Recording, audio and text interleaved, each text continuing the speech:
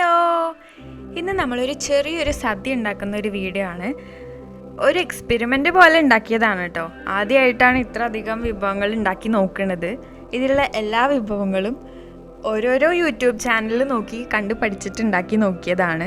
പലതും ആദ്യമായിട്ട് ഉണ്ടാക്കണതുമാണ്. പിന്നെ രാവിലെ തുടങ്ങിയിട്ട് ഒരുപാട് ലേറ്റായി ലഞ്ച് കഴിക്കാൻ, ഇത്രയും ഉണ്ടാക്കി വന്നപ്പോഴത്തേനും.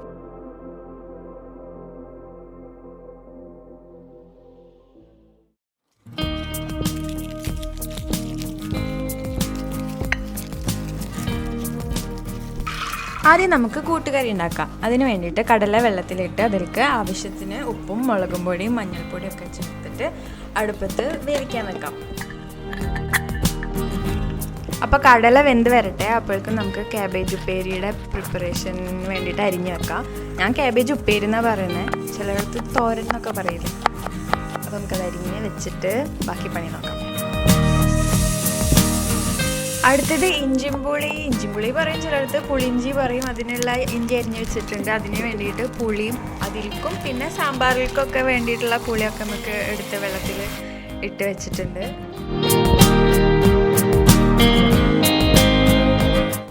അപ്പോൾ ഇനി അടുത്ത് നമുക്ക് ക്യാബേജ് ഉപ്പേരിയുടെ പണി നോക്കാം. ഇവിടെ ഗ്രേറ്റഡ് കോക്കനട്ട് നാളികേരം ഇങ്ങനെ ഫ്രോസൺ ആയി കിട്ടും, അത് ഡീഫ്രോസ്റ്റ് ചെയ്യാൻ വെച്ചിട്ടുണ്ട്.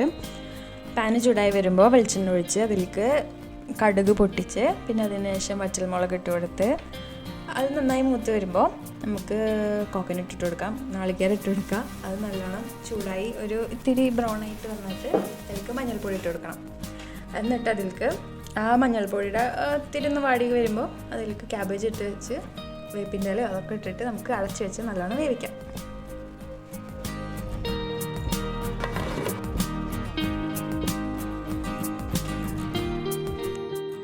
അപ്പോൾ ഓൾറെഡി അവിടെ കടല വെന്ത് കിടക്കുന്നുണ്ട്. അപ്പോൾ അതിലേക്ക് വേണ്ടിയിട്ട് കൂട്ടുകറി ഉണ്ടാക്കാൻ വേണ്ടിയിട്ട് പച്ചക്കായ, ചേന ഉണ്ടെങ്കിൽ ചേനയും ചേർക്കലുണ്ട്. പക്ഷെ ഇപ്പോൾ ചേന കിട്ടിയില്ല, അതുകൊണ്ട് നമ്മൾ പച്ചക്കായ മാത്രമേ എടുത്തിട്ടുള്ളൂ.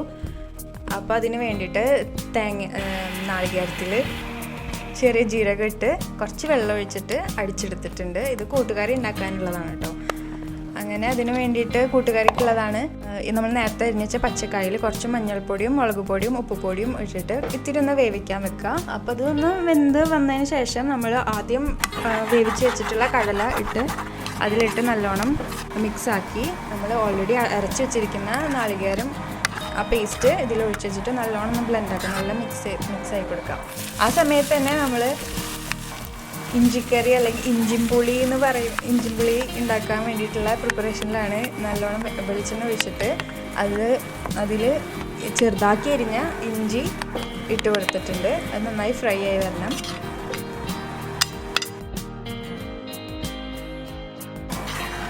അപ്പോൾ കൂട്ടുകറിയുടെ ആ കടലയും പച്ചക്കായും തേങ്ങയും അരച്ചതൊക്കെ ചേർത്ത് നല്ല ബ്ലെൻഡാക്കി നല്ല മിക്സായി വന്നിട്ടുണ്ട്. അതിലേക്ക് കുറച്ച് മധുരമുള്ള കറി ആയിരിക്കുമല്ലോ. അപ്പോൾ അതിലേക്ക് ശർക്കരപ്പൊടി ചേർത്തിട്ട് നല്ലോണം ഇളക്കി യോജിപ്പിച്ച് കൊടുക്കാം. അപ്പോൾ തന്നെ നമ്മൾ ഇഞ്ചിക്കറിക്കുള്ള ഇഞ്ചി അവിടെ ഫ്രൈ ആയിക്കൊണ്ടിരിക്കുന്നുണ്ട്. അത് ഫ്രൈ ആയി വന്നാൽ ഒരു ബ്ലെൻഡറിൽ ഒരു മിക്സറിൽ ഇട്ടിട്ട് നല്ലോണം ഇത്തിരി ഒന്ന് ക്രഷ് ചെയ്ത് എടുക്കണം.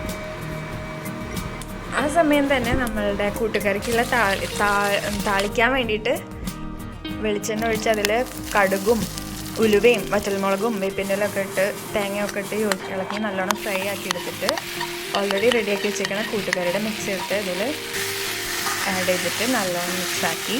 അപ്പോൾ നമ്മൾ കൂട്ടുകറി ഏകദേശം റെഡി ആയിട്ടുണ്ട്. ഇനി അടുത്ത ഇഞ്ചിമ്പുളി എന്നാണ് പറയുന്നത് ഞങ്ങൾ. ഇഞ്ചിമ്പുളിക്കുള്ള പ്രിപ്പറേഷനാണ്. കടുക് പൊട്ടിച്ചിട്ടുണ്ട്, അതിലേക്ക് പച്ചമുളക് ഇട്ടിട്ടുണ്ട്, വേപ്പിൻ്റെ ഇല ഇട്ടിട്ടുണ്ട്, ഇത്തിരി മഞ്ഞൾപ്പൊടി ഇട്ട് കൊടുത്തിട്ടുണ്ട്.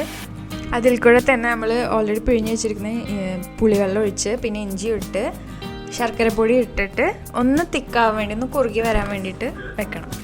ഇനി നമുക്ക് ഓലൻ ഉണ്ടാക്കാം. അതിന് വേണ്ടി വെള്ളരിക്ക എടുത്ത് വെള്ളരിക്കയും പയറും പിന്നെ തേങ്ങാപ്പാലും ചേർത്തിട്ട് വേവിക്കാൻ വേണ്ടി വെക്കാം. ആവശ്യത്തിന് ഉപ്പിട്ട് കൊടുക്കാം. അടുത്ത് നമുക്ക് സാമ്പാർ ഉണ്ടാക്കാം. അതിന് വേണ്ടി പരിപ്പിൽ ബാക്കിയുള്ള കഷ്ണങ്ങളൊക്കെ ചേർത്ത് പിന്നെ മഞ്ഞൾപ്പൊടി, മുളകും പൊടി, മല്ലിപ്പൊടി, ഉപ്പും കുറച്ച് വെള്ളം ഒഴിച്ചിട്ട് വേവിക്കാൻ വെക്കാം. അത് വെന്ത് വരട്ടെ. ആ സമയം നമ്മളുടെ ഓലനുള്ള വെള്ളരിക്കയും പിന്നെ പയറും ഒക്കെ ശരിയായിട്ടുണ്ട്. അതിലേക്ക് നമുക്ക് കുറച്ച് തേങ്ങാപ്പാലും കൂടെ പിഴിഞ്ഞൊഴിച്ച് വെക്കാം. കൊടുക്കുക. അതിൻ്റെ മുകളിൽ കൂടെ ഇത്തിരി വെളിച്ചെണ്ണ, പച്ച വെളിച്ചെണ്ണ കൂടി ഒഴിച്ചു കൊടുത്താൽ നമ്മൾ ഓലൻ റെഡി ആയിട്ടുണ്ട്. ഇനി നമുക്ക് ബീട്രൂട്ട് പച്ചടി, ഏറ്റവും കളർഫുള്ളായിട്ടുള്ള സദ്യയിലത്തെ ഏറ്റവും കളർഫുള്ളായിട്ടുള്ള സാധനം. അതിന് വേണ്ടിയിട്ട് ബീട്രൂട്ട് അടിച്ച് വെച്ചതുണ്ടായിരുന്നു. അത് കുറച്ച് വേവിച്ചിട്ട് അതിലേക്ക് നമ്മൾ തേങ്ങയിൽ കടുകും ചെറിയ ജീരകം വെച്ച് അടിച്ചത് ചേർത്ത് കൊടുത്ത് പിന്നെ തൈരും ഇട്ട് കൊടുത്ത് ഇനി അതൊന്ന് ശരിയായി വരുമ്പോഴത്തേനും ഒന്ന് താളിച്ചെടുക്കാം. അപ്പോൾ ബീട്രൂട്ട് പച്ചടിയും റെഡിയായി. Simple recipe. ഇനി ഇത് സാമ്പാറിലേക്കുള്ള ഇതാണ്. ചെറിയ ഉള്ളി ഒന്ന് വെളിച്ചെണ്ണയിൽ ഒന്ന് ചെറുതായി ഒന്ന് സോട്ട് ചെയ്തെടുത്ത് അതിലേക്ക് സാമ്പാർ പൊടിയും ഇട്ടുകൊടുത്ത് കായവും ഇട്ട് കൊടുക്കുക. എന്നിട്ട് നല്ലോണം ഒന്ന് മൂപ്പിച്ചെടുക്കുക. അതിൻ്റെ ആ ഒരു പച്ചമണം മാറണ വരെ മൂപ്പിച്ചെടുത്തിട്ട് അതിലേക്ക് നമ്മൾ സാമ്പാർ കഷ്ണങ്ങളൊക്കെ വെന്ത് വന്നിട്ടുണ്ട്, അത് ഒഴിച്ചു കൊടുക്കാം. അത് നന്നായി ഒന്ന് തിളച്ച് വരട്ടെ. അപ്പോൾ ആ സമയത്ത് നമുക്ക് കുറച്ച് പുളി വെള്ളം ഒഴിച്ചു കൊടുക്കാം. ഓൾറെഡി നമ്മൾ പുളി ആക്കി വെച്ചിട്ടുണ്ടായിരുന്നു. വെള്ളം ഒഴിച്ചു കൊടുത്തിട്ട് ഇനി ജസ്റ്റ് താളിക്കൽ മാത്രമേ ഉള്ളൂ പണി. അതിന് വേണ്ടിയിട്ട് വെളിച്ചെണ്ണ ഇട്ട് കടുകിട്ട് പിന്നെ വറ്റൽമുളക് ഇട്ട് കറിവേപ്പില ഇട്ടിട്ട് താളിച്ചെടുക്കാം. അപ്പം അങ്ങനെ സാമ്പാറും റെഡി ആയിട്ടുണ്ട്. ഇനി പായസം ഉണ്ടാക്കാം. പായസം ഉണ്ടാക്കാൻ വേണ്ടി പാലിൽ കണ്ടൻസ് മിൽക്ക് ഒഴിച്ച് പിന്നെ അതിൽ കുറച്ച് ഏലക്കായപ്പൊടി ഇട്ട് സേമിയോ ഇട്ട് തിളപ്പിക്കാൻ വേണ്ടി വേവാൻ വേണ്ടി വെച്ചിട്ടുണ്ട്. വെന്ത് വന്ന സമയത്ത് നമ്മൾ നെയ്യിൽ അണ്ടിപ്പരിപ്പും കിസ്മിസും നെയ്യിൽ വറുത്തിട്ട് അതിൻ്റെ മുകളിൽ ഇട്ടിട്ടുണ്ട്. അപ്പോൾ കുറച്ച് തിക്കാണ്. അത് നമ്മൾ പാലൊഴിച്ചിട്ട് ലൂസാക്കി എടുത്തിട്ടുണ്ട്. ഇത് ഞാൻ ഉണ്ടാക്കിയ അവിയലല്ല കേട്ടോ. ഇതിവിടെ ഓൾറെഡി ഫ്രോസൺ ആയിട്ട് പ്രീ കുക്കായിട്ട് കിട്ടുന്ന അവിയലാണ്. അത് ഡീഫ്രോസ്റ്റ് ചെയ്ത് ചൂടാക്കി എടുക്കത്തുള്ളൂ. പിന്നെ അവസാനം പപ്പടം പൊരിച്ചു. ഇവിടുത്തെ പപ്പടത്തിന് ഒരു പ്രശ്നമുണ്ട്, തീരെ പൊള്ളക്കില്ല. അങ്ങനെ നമ്മുടെ വിഭവ സമൃദ്ധമായ സദ്യ റെഡി.